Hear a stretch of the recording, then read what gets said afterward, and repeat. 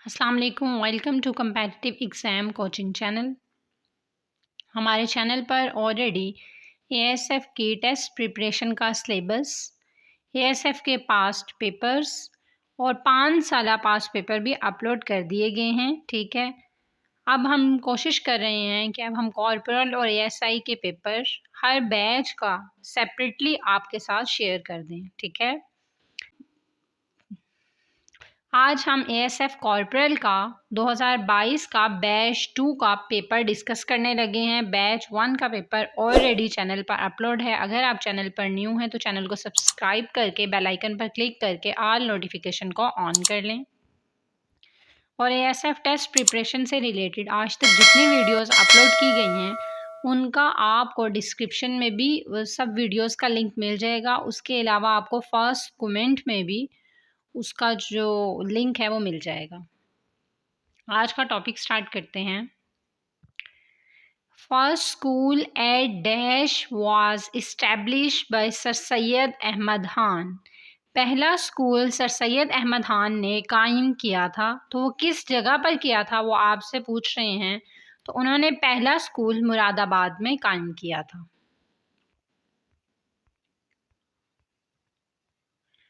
Shimla deputation टुक place इन। Shimla deputation कहाँ पर हुई थी? सॉरी, यहाँ पर उन्होंने पूछा किस ईयर में हुई थी। ठीक है, तो 1906 में हुई थी। जी, ये सवाल रिपीट है किसी और पास्ट पेपर से भी।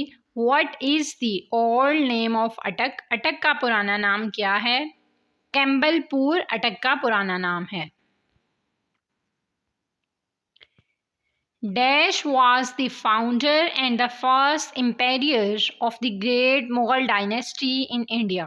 ठीक है, वो कह रहे हैं कि इंडिया में अजीम मुग़ल डायनेस्टी के पहले बादशाह कौन थे जिन्होंने मतलब इसकी बुनियाद भी रखी थी। तो करेक्ट आंसर है बाबर। नेक्स्ट है where is Kailash valley? Kailash की वादी कहाँ पर है? तो वो है केपीके में। नेक्स्ट आता है Gomal Zam dam is in which province? Gomal Zam dam किस सूबे में है? ठीक है, तो गुमालजम डैम है केपीके में। ठीक है, अब डैम से रिलेटेड हम लोगों ने पूरे पाकिस्तान में जितने भी रिवर डैम और बिराज हैं उससे रिलेटेड एक वीडियो बनाई हुई है। अगर आप लोगों ने वो नहीं देखी तो उसका लिंक भी मैं डिस्क्रिप्शन में भी मेंशन कर दूंगी और फर्स्ट कमेंट में भी आपको वहाँ से मिल जाएगा। Guddu thermal power plant is located in which district of Sindh? ठीक है, वो कह रहे हैं जो गुड्डू थर्मल पावर प्लांट है वो सिंध के किस डिस्ट्रिक्ट में है? तो वो कश्मीर में है। Pakistan became a full member of the Shanghai Cooperation Organization on। Pakistan Shanghai corporation organization का फुल मेंबर कब बना? तो ये बना था 9 जून 2017 को।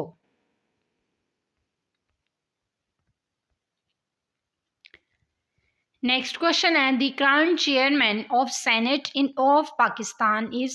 सेनेट ऑफ पाकिस्तान के मौजूदा चेयरमैन कौन हैं? जी, वो हैं सादिक संजरानी। ठीक है, सवाल और जवाब के दरमियान थोड़ा सा जो वक्फा या पॉज रखा गया है वो इस वजह से रखा गया है, उस दौरान आप भी अपना जवाब सोच लें। ठीक है, कमेंट में मेंशन कीजिएगा कितने सवाल आपको आते थे और कितने सवाल आपने न्यू सीखे हैं। इससे पता चल सकेगा कि पेपर इसी तरह का आएगा तो आपके कितने मार्क्स पेपर में आ सकते हैं और आपको पता चलेगा आपको कौन सा एरिया वीक है। ठीक है, area wise second largest province of Pakistan is? रकबे के लिहाज से पाकिस्तान का दूसरा बड़ा सूबा कौन सा है? सेकंड पे आता है पंजाब। ठीक है, अगर वो पहला बड़ा सूबा पूछें तो वो बलूचिस्तान है। OPEC is an organization of? और ओपेक जो है वो एक ऑर्गेनाइजेशन है किस चीज़ की? यहाँ से नन ऑप्शन। जी, ओपेक जो है ये पेट्रोलियम एक्सचेंज कंट्रीज़ की एक ऑर्गेनाइजेशन है। ठीक है, तो इसी वजह से यहाँ पर ना ये पीस की है, ना साइंटिफिक रिसर्च की है, और ना ये एविएशन इंडस्ट्री की है, ठीक है। The capital of Thailand is, Thailand का दारुल हुकूमत है Bangkok. How many official working languages are recognized by UNO. अक़वाम मुत्तहदा की तरफ से कितनी सरकारी ज़बानों को तस्लीम किया गया है? तो करेक्ट आंसर है 6। हाउ मैनी मदनी सूराज आर देयर, मदनी सूरतों की तादाद कितनी है? तो मदनी सूरतों की तादाद है 28। What is the capital city of China, China का दारुल हुकूमत कौन सा है? Beijing.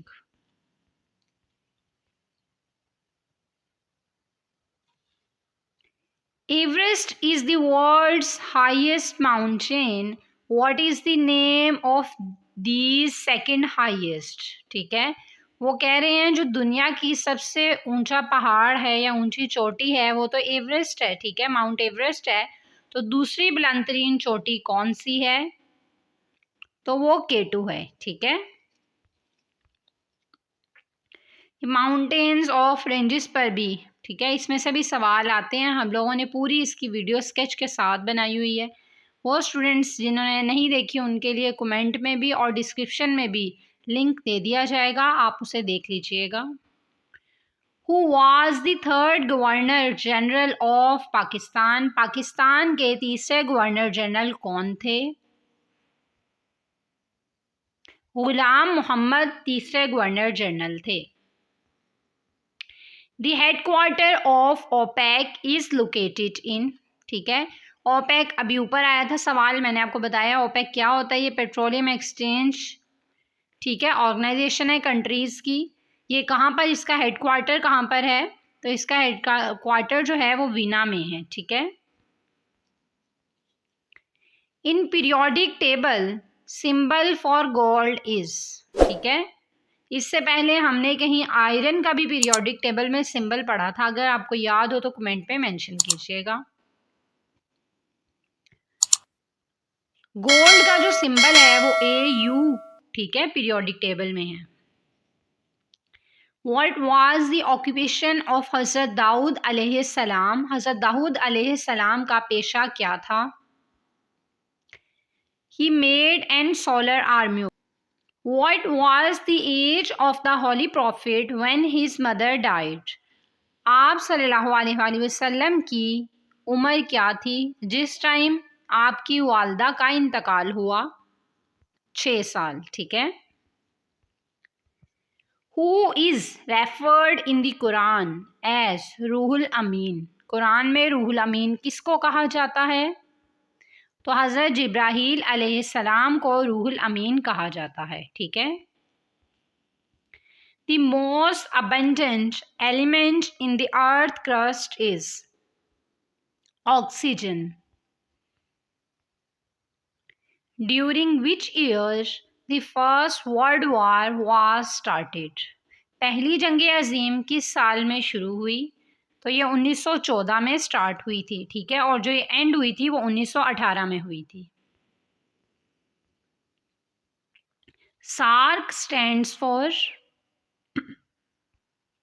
South Asian Association for Regional Corporation. ASF के एक्ट से रिलेटेड क्वेश्चन आते हैं, ये उन्हीं में से एक है, ठीक है। तो ASF के एक्ट में से जितने 5 साल पेपर में क्वेश्चन आए हुए हैं उसको भी पेपर चैनल पर अपलोड कर दिया गया है, आप उसको भी देख सकते हैं। ASF was establish in, ASF का क़याम डैश में किया गया तो 1976। Jallianwala Bagh massacre took place in the year of, Jallianwala Bagh का जो कत्ले आम हुआ था वो किस साल में हुआ था? आंसर है इसका 1919। पूरा आंसर सुन लीजिएगा, 13 अप्रैल 1919 को हुआ था, ठीक है। What is the third fundamental pillar of Islam, इस्लाम का तीसरा फंडामेंटल प्रिंसिपल कौन सा है? तो ये ज़कात है, ठीक है।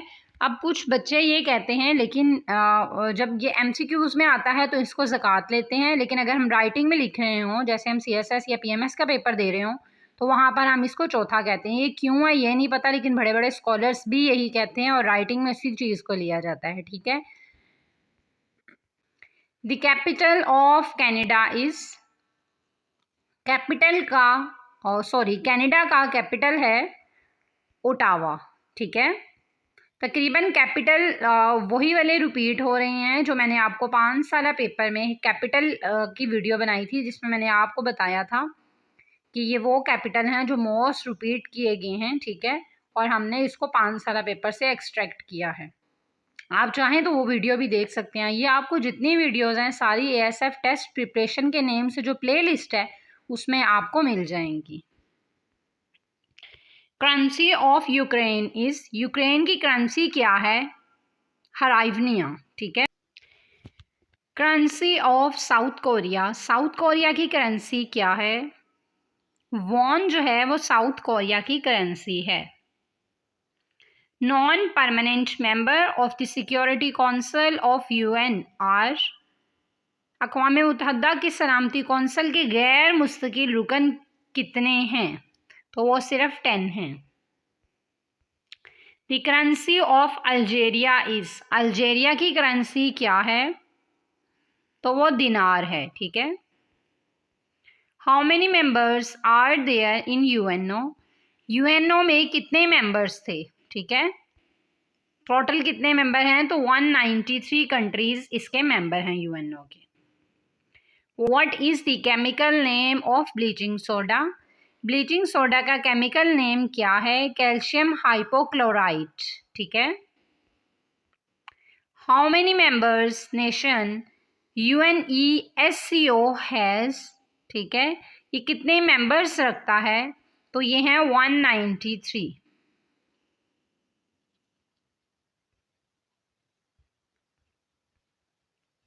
Which country defeated Pakistan in Asia Cup on 28 August 2022? ठीक है। तो वो इंडिया था। किस कंट्री ने पाकिस्तान को शिकस्त दी थी? तो वो इंडिया था। Our body needs vitamin D for, हमारी बॉडी को विटामिन डी की ज़रूरत क्यों होती है? इम्यून सिस्टम की हेल्थ के लिए, स्किन की हेल्थ के लिए और प्रॉपर एब्जॉर्प्शन के लिए विटामिन डी की ज़रूरत होती है। Dash is the world highest value currency, ठीक है, पूरी दुनिया में जो हाईएस्ट वैल्यू करेंसी है वो किस की है? तो वो कुवैत का जो दिनार है उसकी करेंसी जो है वो हाईएस्ट वैल्यू करेंसी कंसीडर की जाती है। ठीक है। इन 14 हिजरी battle of dash took place, 14 हिजरी में कौन सी जंग लड़ी गई थी? तो जंगे यरमूक लड़ी गई। यहाँ पर ये सवाल उन्होंने सॉल्व करने के लिए दिया हुआ है। अब इसको सॉल्व करने के लिए आपको बोर्ड मैथ्स का रूल आना चाहिए। बोर्ड मैथ्स का रूल आने के लिए आप मैथ के लेक्चर्स में जाके उसकी प्लेलिस्ट का लिंक भी कमेंट में मेंशन है और डिस्क्रिप्शन में भी मेंशन है। ठीक है, पिन कर दूंगी वो कमेंट, उसमें मेंशन है, आप उसमें देख लें। उसमें मैथ की पूरी प्लेलिस्ट में जाएं, उसमें से बोर्ड मैथ्स का लेक्चर निकालें, उसको समझें, तो उसके बाद आपको ये समझ आ जाएगा कि ये सवाल कैसे सॉल्व करना है। व्हाट इज आ सेल, एक सेल क्या होता है? ठीक है। Smallest and the basic unit of life जो होता है वो सेल होता है।